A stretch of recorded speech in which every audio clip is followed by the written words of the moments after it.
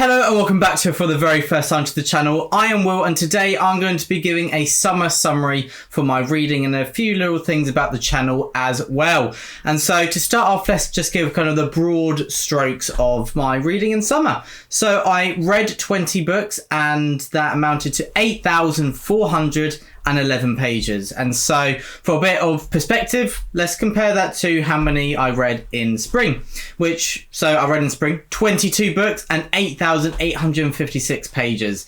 So in summer that dropped by 2 books and 445 pages, but overall when you look at the numbers, pretty consistent. And so yeah, that's kind of amounted to so far this year. I've been quite consistent. Probably a bit less than I read last year. I've been quite a bit busier, a lot more work this year preparing for uni and so on and so forth.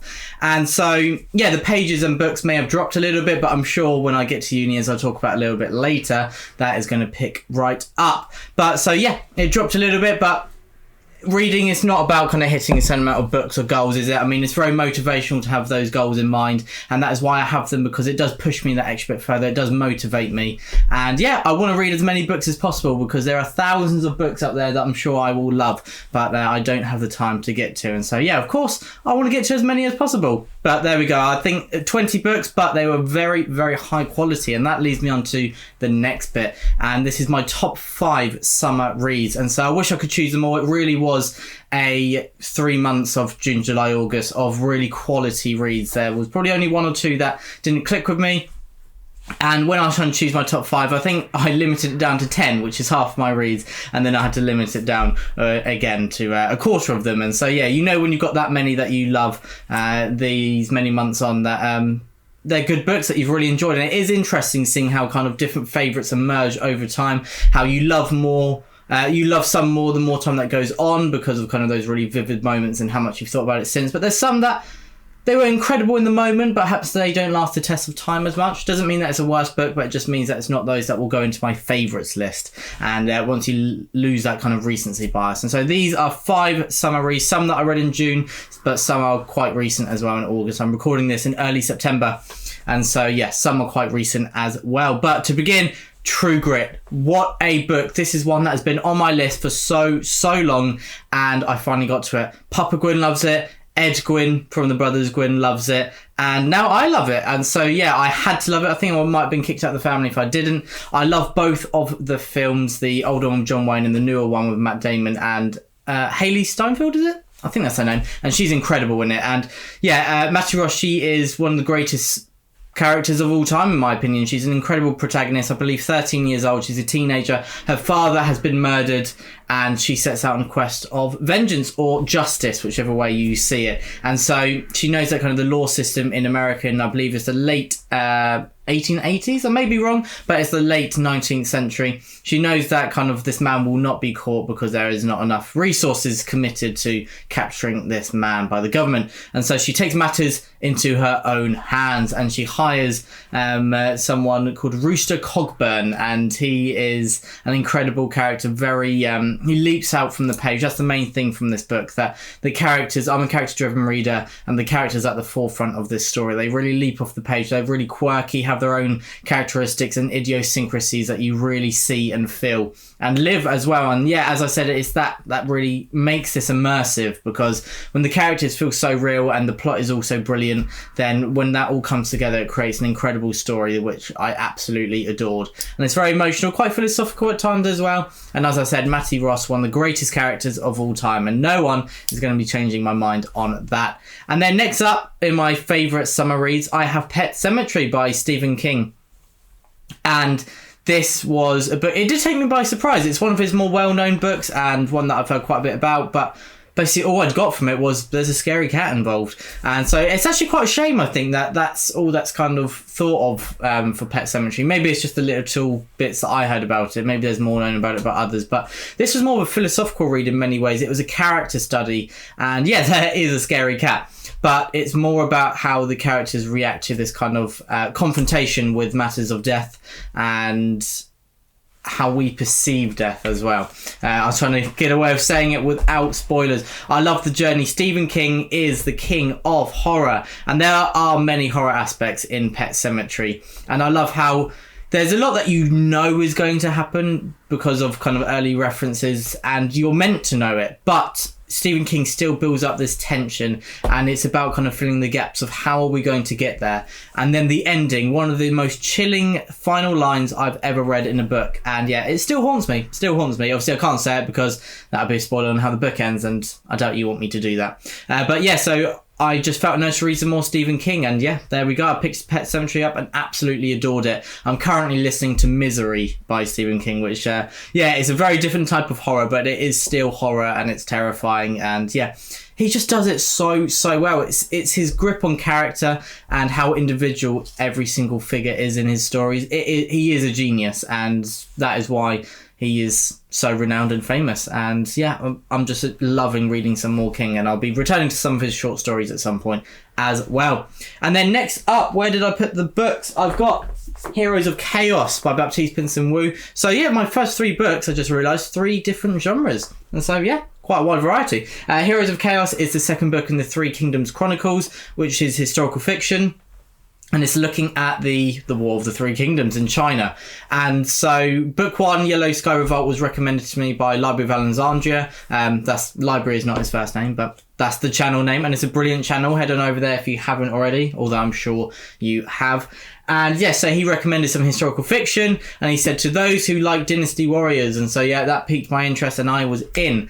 I read Yellow Sky Revolt in April or May, I believe, and I absolutely adored it. It's gone down in one of my favourite reads of the year, possibly one of my favourite historical fiction books of all time. When I do a proper list at some point soon, then we'll see. I imagine it has infiltrated that. And Heroes of Chaos was absolutely superb as well. I love how it takes what I love about Yellow Sky Revolt, but it also gives some different parts as well, because obviously Yellow Sky Revolt is a bit more...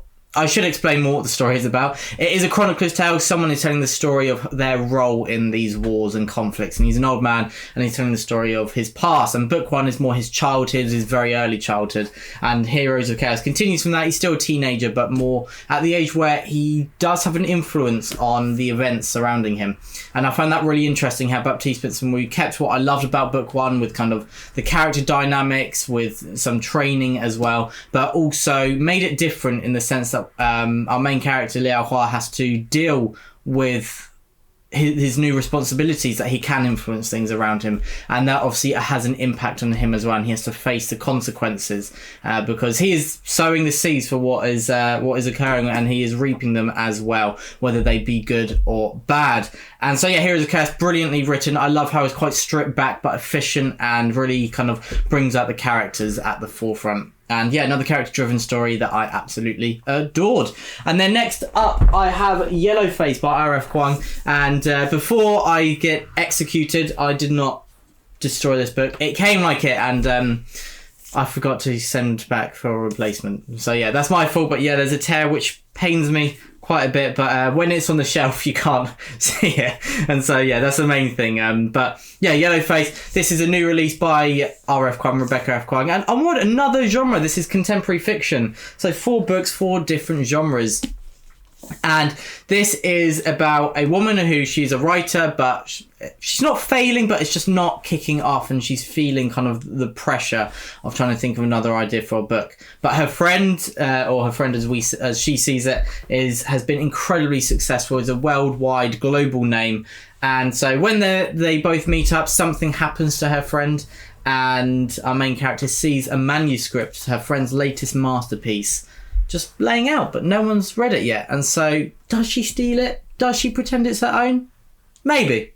I'm not saying she does or not, but yeah, that is the premise. And this is a tantalizing read that has you hooked, has you engaged. You don't necessarily like the main character, but it is such an immersive and engaging story. It's quite captivating, kind of witnessing events through her eyes. And I love an unreliable narrator. I love seeing events and being told about events through the eyes of someone who is unreliable, and who at times we know is kind of deluding themselves and trying to convince others. I love that. It's like in A Clockwork Orange. That's one of my favourite aspects of the book.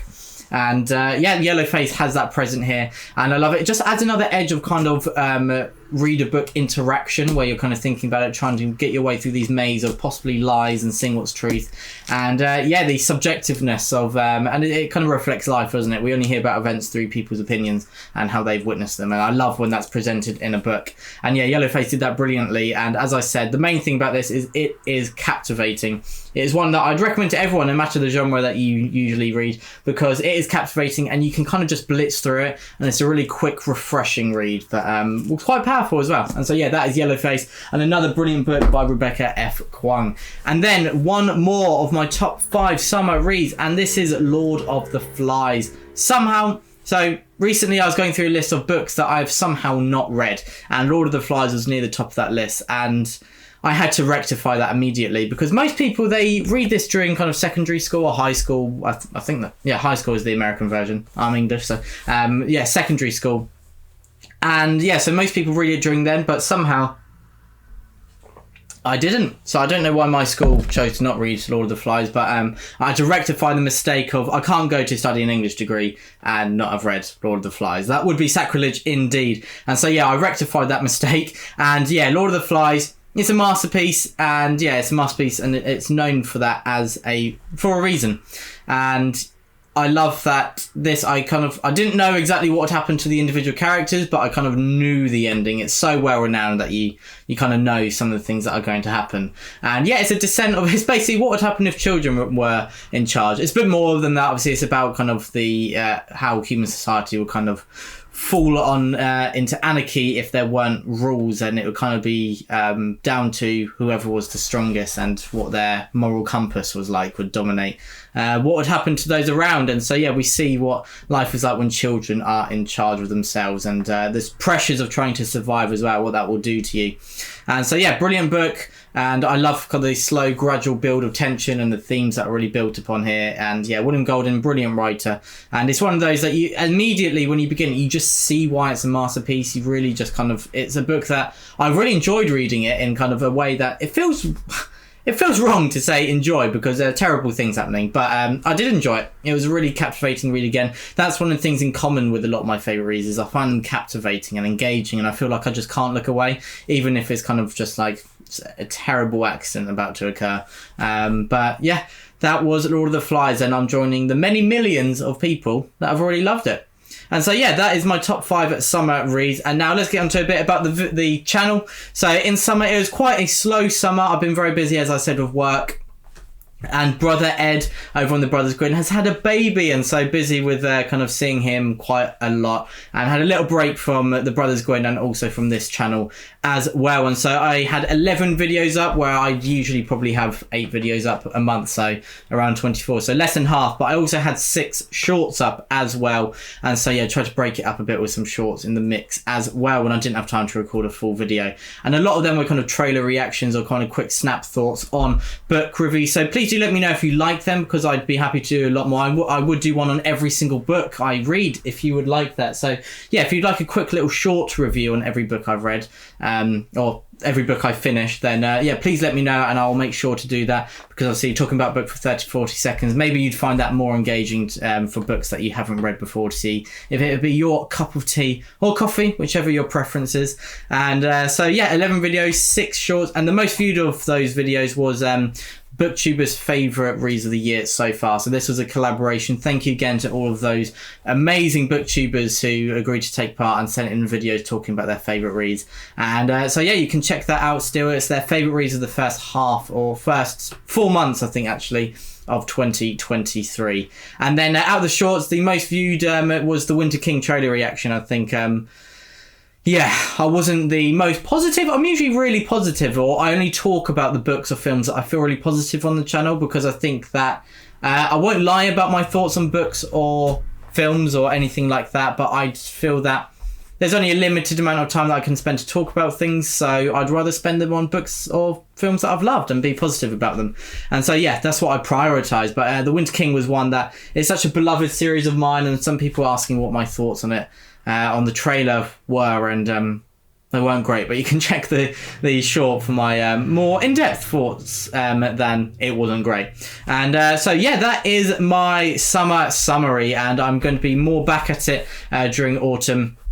And I'm heading off to uni, and so I'm sure I'll be reading a lot more. I'll have videos coming out soon, probably on my autumn reading plans, and also on my uni reading list that I've been given as well. And little spoiler, on my reading list is Tolkien. Not Tolkien himself, but some of his works. And so, yeah, I guess if they have to force me to read some Tolkien, I'll just have to, won't I? But yeah, that absolutely blew me away. That's absolutely amazing. But anyway, this was my summer summary. This was talking about my favourite reads of summer. I'll take any excuse to talk about my favourite books. And yeah, I spotted one here and I took it. I really took it. Please let me know how your summer reading was. How many books, how many pages, what are your favourite reads of the summer?